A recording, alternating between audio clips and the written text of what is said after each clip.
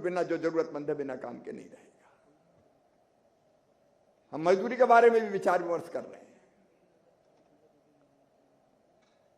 कई जगह से यह बात आई है कि मजदूरी तर्कसंगत होनी चाहिए, लेकिन दूसरी चीज भी सोचिए आप।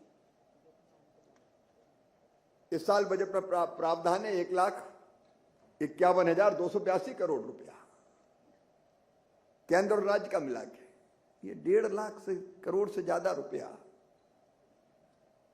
मजदूरों को मजदूरी देने में तो काम आएगा ही, इससे आप गांव की हालत पूरी तरह से बदल सकते हैं। 5 साल में 7.5 लाख करोड़ लगभग लगेगा और 2,86,000 पंचायत है। एक पंचायत के हिस्से में कितना पैसा आएगा आप कल्पना कीजिए।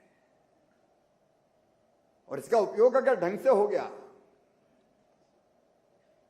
तो गांव की जरूरत के बुनियादी जरूरतों के सारे काम हम इससे पूरा कर देंगे।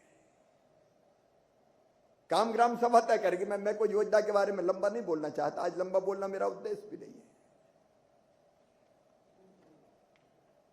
हम कैसे इसको इंप्लीमेंट ठीक से करें। मैं आप सबको बधाई देना चाहता हूं, योजना अधिसूचित हो गई, रूल्स बनाने में सहयोग मिला है और लगभग एक आध राज्य शायद अपवाद हो तो हो, नहीं तो सब राज्यों ने बजट में प्रावधान कर दिया है अपने हिस्से का। पहले आशंका प्रकट की जा रही थी कि राज्य करेंगे नहीं करेंगे, अब इसको मित्रों इंप्लीमेंट ठीक से करना है। काम की श्रेणियां पता है, ग्राम सभा को काम तय करना है। हमारा जो आवास का अभियान है उसमें 2-3 चीजें आपके ध्यान में दिलाना चाहता हूं। अभी फिजिकल वेरिफिकेशन का काम चल रहा है। 2018 तक की सूची हमने लगभग संतृप्त कर दी है। कुछ राज्यों में यह जरूर है कि राज्य का पैसा बहुत देर से मिला, जो स्टेट शेयर है उसके कारण काम शुरू होने में देर हुई। मैं उनसे भी आग्रह करना, कल मंत्रियों से भी करूंगा और जरूरत पड़ेगी तो मुख्यमंत्रियों से भी करूंगा। तेजी से स्वीकृति करें, मकान तेजी से बनना चाहिए। बहुत से नवाचार है, मैं अभी जिक्र नहीं करना चाहता, कई राज्यों ने बहुत अच्छे नवाचार किए। आप कुछ राज्य इंडिविजुअल इतगाई सीमेंट लोहा ईंट खरीद के लाए, उसके बजाय सामूहिक रूप से खरीद के गांव में पहुंचा देते हैं। मैसन के काम को सिखाने की ट्रेनिंग दी गई है। अनेकों नवाचार है, उन पर मैं नहीं जा रहा। कन्वर्जेंस करके कई योजनाओं का लाभ मिलता है। अभी और सरलीकरण किया गया है। आप जानते हैं 10,000 नहीं 15,000 रुपए तक की भी आमदनी होगी तो मकान मिलेगा। 2 पहिया वाहन सबके पास है, उसके नाम पे हम किसी को बाहर नहीं कर सकते। कई तरह के परिवर्तन किए गए, उसके विस्तार में नहीं जाना चाहता, लेकिन अभी हो रहा है फिजिकल वेरिफिकेशन। मैं केवल एक उदाहरण देना चाहता हूं आपको। मेरे संसदीय क्षेत्र के एक गांव में आया, वहां सरपंच की कुछ लोगों से नहीं पटती थी तो मिलके उनको अपात्र कर दिया। मेरे पास मामला आया, मैंने गांव में फिर टीम बना के भेजी और टीम ने जब घर घर जाके फिजिकल वेरिफिकेशन फिर से किया तो उनमें से अधिकांश पात्र पाए गए। अब ये मर्जी से नहीं चल सकता। अंधा बांटे रेवड़ी चीन चीन के दे, इसको सिलेक्ट इसको रिजेक्ट। मेरा निवेदन है कि इसको बहुत देखिए, अगर एक बार रह गए तो रह गए, फिर 10 साल फिर थोड़ी होना ये सर में। और किसी पात्र को अपात्र करना ये महापाप है। तो हम चिंता करें कोई पात्र छूट ना जाए। हमारा अभियान चल रहा है ग्रामीण आजीविका मिशन। ग्रामीण भारत की तस्वीर बदली इस कार्यक्रम में, बहनों की जिंदगी बदली इस कार्यक्रम में। 10 करोड़ बहनें जुड़ी है। मैं आप सबको बधाई देता हूं, 3 करोड़ तो लखपति दीदी 3 करोड़ 7 लाख बहनें बन चुकी है। मैं आप सबको बधाई देना चाहता हूं, क्योंकि कोई भी उपलब्धि है तो आपके साथ राज्य का उस उपलब्धि में बहुत अहम योगदान है। लेकिन अब 3 करोड़ से 6 करोड़ करना है, और अब आगे का काम कठिन है, हमारा आसान नहीं है। क्योंकि अभी तक तो किसी की आमदनी 50,000 थी, 60,000 थी, 70,000 थी, उससे 1 लाख पहुंचानी थी साल में। लेकिन अब तो 30,000 भी है, 35,000 भी है, 40,000 भी है। अब गैप बड़ा है, उसको फुलफिल करना है, ज्यादा मेहनत करनी पड़ेगी। और तब तक जो 3 करोड़ 7 लाख बनी है उन पे भी ध्यान रखना है, उनमें से कुछ नीचे नहीं आ जाए, उस पर भी नजर रखनी है। और अब ये केवल नहीं चले, जो हुआ है मैं उसका अभिनंदन करता हूं, लेकिन अब इससे आगे बढ़ना है। केवल कृषि से जुड़ी आजीविका नहीं, अब तो खुले आसमान में ऊंची उड़ान भरनी है। इंडिविजुअल दीदी को भी लखपति बनाना है। बहनें क्यों गरीब रहे, क्यों आंखों में आंसू रहे, क्यों हाथ फैलाए? इस कार्यक्रम ने बता दिया है कि बहनों में जबरदस्त सृजनात्मक क्षमता होती है, और वो अगर थोड़ा अवसर मिल जाए, ट्रेनिंग दे दी जाए, दिशा दिखा दी जाए, तो वो चमत्कार कर सकती है। और इसलिए नई नई चीजें कौन सी और हो सकती है? बहनों को उद्यमी कैसे बनाया जाए? अब केवल बड़ी पापड़ और अचार नहीं बनाना है, अब उद्योग भी चलाना है। तेजी से हमको इस दिशा में काम करना पड़ेगा। ये सच में इतना पुण्य का काम है कि आपके जीवन धन्य हो जाएगा। अपना काम नौकरी नहीं है। मैं जानता हूं यहाँ जो टैलेंट बैठा है वो केवल रोजगार के लिए नहीं आया। रोजगार के लिए तो प्राइवेट सेक्टर में बहुत मिल सकते थे जॉब। एक मिशन लेके आए हम। सरकारी अगर सेवा है तो एक मिशन है, वो मिशन है अपने देश की सेवा का, लोगों की जिंदगी बदलने का मिशन। इसलिए पूरी ताकत से इस काम में जुटना है। और इसमें भी जो सुझाव, मैं सुझाव आमंत्रित करता हूं। सड़कों ने कैसे जिंदगी बदली है, बदलने के बताने की जरूरत नहीं है। उजड़ते हुए गांव को फिर से बसाया है प्रधानमंत्री ग्राम सड़क योजना ने। मैं जानता हूं ऐसे गांव जहां सड़कें नहीं थी, जरा भी सक्षम लोग होते थे तो गांव छोड़ते थे, सड़क वाले गांव पे आते थे। बच्चों को पढ़ाना है, लिखाना है, बीमारी में इलाज, बाकी सुविधाएं।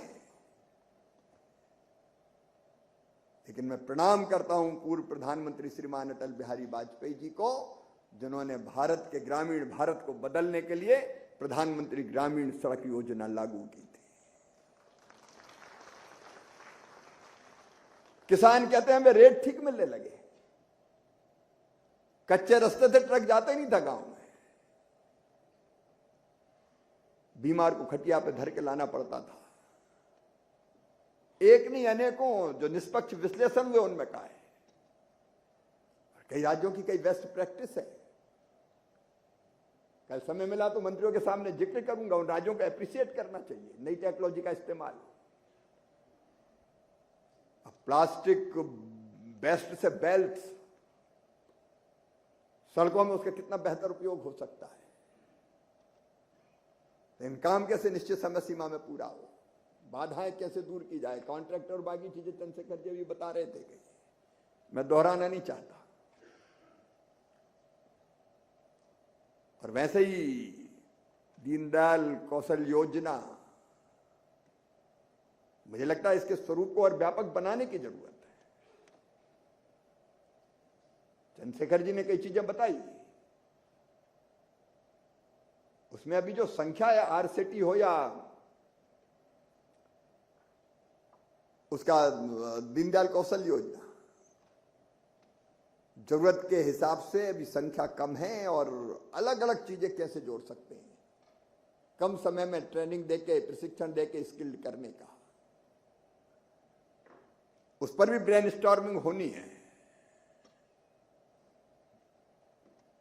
और इसलिए मित्रों, पेंशन की योजनाएं एक लिमिट है, लेकिन कई राज्य उसमें ऊपर से भी पैसा लगा रहे हैं, टॉप अप कर रहे हैं उसको। लैंड रिसोर्सेज के हमारे जो महत्वपूर्ण काम है, विशेषकर वाटर सेट का नक्शा कार्यक्रम है। वाटर सेट तो ग्रामीण विकास विभाग को ही करना है इंप्लीमेंट। पानी बचाने का व्यापक पैमाने पर काम हो सकता है। और इसलिए आज मैं अभी इतना ही कहना चाहता हूं कि सोचिए गंभीरता से, हम एक दूसरे से सीखेंगे। किसी राज्य ने अच्छा किया, दूसरा राज्य सीखे, समस्याओं के समाधान के रास्ते निकालेंगे और लक्ष्य पूरा कैसे करें उस पर चिंतन करेंगे। मित्रों, मैं इतना ही कह सकता हूं, हमारा काम बहुत महत्वपूर्ण है ग्रामीण भारत को बदलने के लिए। कि पूरी गंभीरता से आज के दिन का उपयोग कीजिए। मैं भी भाषण दे के चला नहीं जाऊंगा। आज मैं भी आपके साथ कहीं ना कहीं बैठूंगा, कभी एक मीटिंग में, कभी दूसरे सत्र में, कभी तीसरे सत्र में। और बैठूंगा तो मंच पर नहीं बैठूंगा, पीछे बैठूंगा, सुनने की कोशिश करूंगा, समझने का प्रयास करूंगा। आखिर यही तो है हमारी टीम इंडिया, अपना फेडरल स्ट्रक्चर। कोई भेदभाव नहीं, सब राज्य अपने हैं, यूटीज अपने हैं, हम सब भारत मां के लाल, भेदभाव का कहां सवाल। पूरा भारत एक है, हर एक राज्य हमारा है।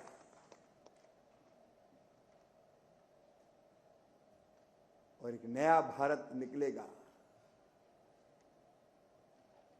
हर एक गांव के विकास से।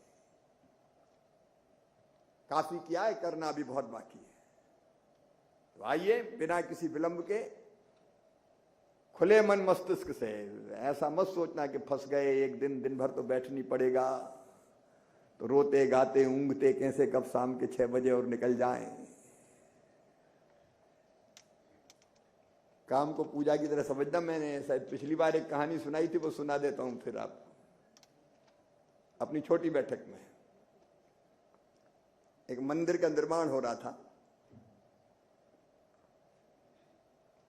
और मंदिर के निर्माण के काम में 3 मजदूर लगे हुए थे। मजदूर ज्यादा थे, मैं 3 की बात कर रहा हूं। पत्थर तोड़ने का काम कर रहे थे। गर्मी के दिन है, क्लाइमेट चेंज के कारण गर्मी और भयानक पड़ रही है। पसीना पसीना हो रहे थे पत्थर तोड़ते तोड़ते। एक साधु बाबा वहां से गुजरे, उनने देखा मजदूरों को, ठिठक गए, रुके और एक मजदूर के पास पहुंचे। उससे पूछा, भाई क्या कर रहे हो? तो मजदूर ने गुस्से से देखा, कांधे हो कि आग फूट गई है? किस्मत फूटी है तो पत्थर फोड़ रहा हूं, आगे पूछने क्या कर रहे हो? दिख नहीं रहा तुम्हें? बाबा आगे बढ़ गए, दूसरे मजदूर के पास गए, भाई क्या कर रहे हो? तो दूसरा अपेक्षाकृत शांत था। उसने कहा, बाबा दुनिया में आए हैं तो जीना ही पड़ेगा, तो जीने के लिए, आजीविका के लिए मजदूरी कर रहा हूं, पत्थर तोड़ रहा हूं। आगे बढ़े, तीसरा तोड़ रहा था। उससे पूछा, तुम क्या कर रहे हो भाई? तो उस मजदूर का चेहरा आनंद से भरा हुआ था, प्रसन्नता से दमक रहा था। उसने कहा, बाबा देख नहीं रहे सामने मंदिर बन रहा है भगवान का, और भगवान का मंदिर बनाने में जो पत्थर लगना है, उन पत्थरों को तोड़ने का सौभाग्य मेरे हाथों को मिला। मैं कितना सौभाग्यशाली हूं। मेरे तोड़े पत्थर भगवान के मंदिर में लगेंगे। काम एक, पत्थर तोड़ना। दृष्टि 3, किस्मत फूट गई है इसलिए पत्थर फोड़ रहा हूं। दुनिया में आए हैं तो जीना ही पड़ेगा। और एक, मेरा सौभाग्य है। मित्रों, हम में भी 3 दृष्टि हो सकती है। फंस गए तो बैठना ही पड़ेगा। दूसरा कहेंगे ड्यूटी है तो पूरी करनी है यार। लेकिन तीसरा ये सोच सकता है कि ग्रामीण भारत की तस्वीर बदलने में मेरा भी योगदान होगा, मेरे विचारों का भी योगदान होगा। इसलिए मैं पूरी लगन के साथ यहाँ भी चिंतन करूंगा और उसमें से जो अमृत निकलेगा उसको अपने राज्य में जाके बांटने में कोई कसर नहीं छोड़ूंगा। अगर ये दृष्टि रहती है तो काम का आनंद अद्भुत होता है और अलग होता है सचमुच में। भगवान श्री कृष्ण से अर्जुन ने पूछा,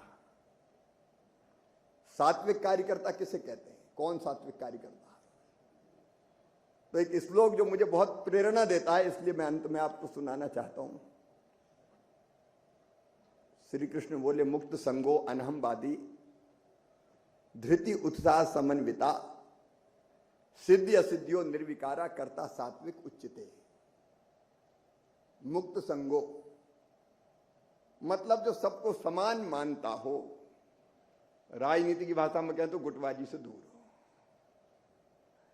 सब अपने, कोई पराया नहीं, वो मुक्त संगो, सबको अपना मानना। अनहमवादी, जिनमें अहंकार ना हो, ईगो ना हो। कई बार हम लोग सोचते हैं जानते नहीं हूं मैं कौन हूं, लेकिन अहंकार से दूर। धृति का मतलब धैर्य। कई बार राज्य में काम करते करते कई तरह की बाधाएं, परेशानियां आती है, कोशिश करते हैं, लक्ष्य पूरा नहीं कर पाते तो मन में असंतोष पैदा होता है, कष्ट होता है, तकलीफ होती है। तो उन्होंने कहा कि नहीं, इसमें भी धैर्य रखना है, कोशिश करते रहो। हर चीज ऐसी नहीं है कि तुम्हारी मर्जी की हो जाएगी, उसमें धैर्य ना खोना और उत्साह से भरे रहना। मैंने दो तरह के लोग देखे दुनिया में। एक, अगर उनसे मिलने जाओ तो निराशा से भर देते हैं, कहां चक्कर में पड़े हो, ये इंडिया कभी सुधर ही नहीं सकता, जैसे तैसे करो करा यार, छोड़ो। लेकिन एक वो होते हैं, उनके पास जाओ तो वो उत्साह और ऊर्जा से भर देते हैं। वो मुर्दे में भी प्राण फूंक देते, कैसे नहीं होगा, होके रहेगा, करेंगे अपन। उत्साह से भरे रहे। देखो, एक व्यक्ति गांव बदल सकता है, एक व्यक्ति विलाग बदल सकता है।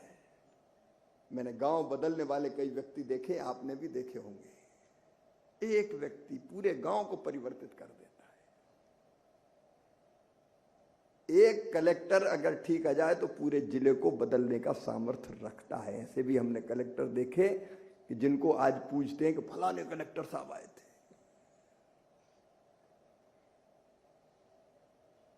राज्य बदल सकता है एक व्यक्ति, देश बदल सकता है एक व्यक्ति। जो बदलने का काम प्रधानमंत्री नरेंद्र मोदी कर रहे हैं। हम अपने कार्य क्षेत्र में उतने समर्पण से, कर्तव्य निष्ठा से, मेहनत से, युक्ति बुद्धि से जुड़ जाएं, हम एक प्रदेश बदल सकते हैं। और संकल्प करो मित्रों अपने प्रदेश का बदलने का। ये बात आपके मंत्री जब कल आएंगे तो मैं उनसे भी कहूंगा और माननीय मुख्यमंत्री गणों से भी कहूंगा, क्योंकि काम तो राज्य में होना है। इसलिए आइए इसी संकल्प के साथ, मैंने समय शायद थोड़ा ज्यादा ले लिया, कम बोलने का सोचा था, लेकिन दिल में जो आया बोल दिया। हम लोग अब उठेंगे अलग अलग सत्रों में जाने के लिए। मैं भी आपके साथ कहीं ना कहीं रहूंगा। कल शाम तक हमारा चिंतन चलेगा और उसके बाद निकले हुए अमृत को बांटने के लिए हमारा अभियान चलेगा अपने अपने प्रदेश में। एक बार फिर आपका स्वागत, बहुत बहुत धन्यवाद, नमस्कार। बहुत बहुत धन्यवाद महोदय। बहुत ही बेहतरीन बात आपने कही है कि नए भारत का निर्माण तभी होगा जब हमारे देश के हर गांव का विकास होगा। अपने बहु